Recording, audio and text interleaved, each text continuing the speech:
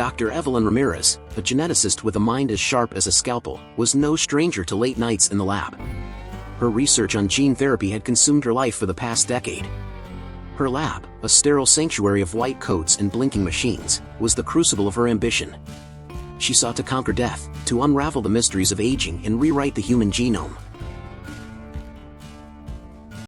The earlier weeks had been a whirlwind, however. Evelyn and her team had conducted rigorous test after rigorous test, and each confirmed the same astonishing potential every time. The therapy was reversing aging at the cellular level, just not predictably. Then reality hit, as further breakthroughs had reached an impasse, or so was the popular notion. A moment's reflection reversed it. A freak accident, a convergence of electrical storms and lab equipment malfunction, catalyzed an unforeseen reaction in her latest experiment. Evelyn, initially alarmed, decided to test it nonetheless. To her amazement, the cells not only rejuvenated but also exhibited consistent regenerative properties. The result? A gene therapy capable of reversing aging, a Pandora's box of potential. Further tests to confirm the anti-aging effects were promptly made. The implications were staggering. Evelyn knew she had to proceed with caution. The ethical implications were enormous, and the potential for misuse was high. The time came, however, to select a human test subject carefully, an octogenarian, generally healthy, optimistic, and eager to participate in the trial. Evelyn, driven by a personal vendetta against mortality, selected Harold, a grizzled octogenarian, to be the pioneering participant in her groundbreaking experiment. After a series of rigorous tests, the results were astounding. Harold's cells rejuvenated, and his body regained its youthful vigor. He was not just alive, he was invincible. Dr. Evelyn Ramirez had stumbled upon the fountain of youth, or rather, the gene therapy equivalent. News of the immortality therapy spread like wildfire. Humanity stood on the precipice of a new era, one where death was merely a distant memory.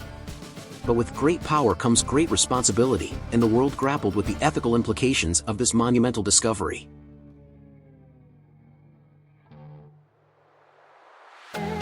Her test subject, once a simple man content with his life, found himself thrust into the spotlight.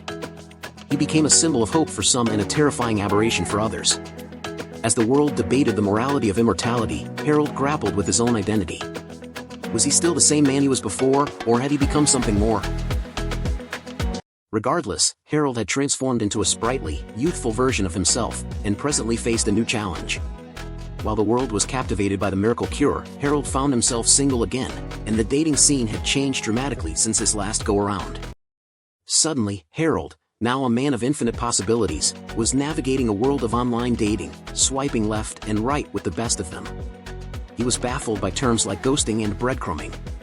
Trying to keep up with the latest slang was proving more challenging than understanding quantum physics.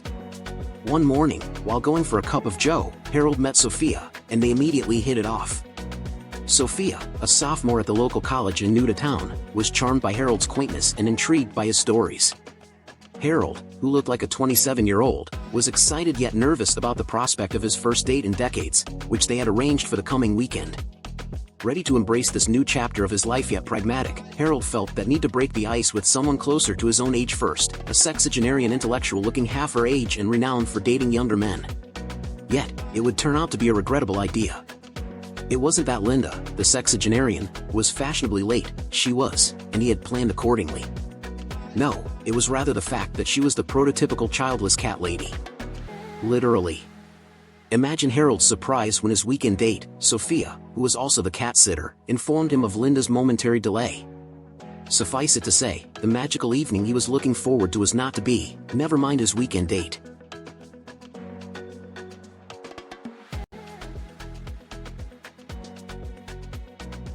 Suddenly, Dr. Evelyn Ramirez was faced with a new dilemma: how to equip a newly rejuvenated octogenarian with the social skills necessary to navigate the modern dating world.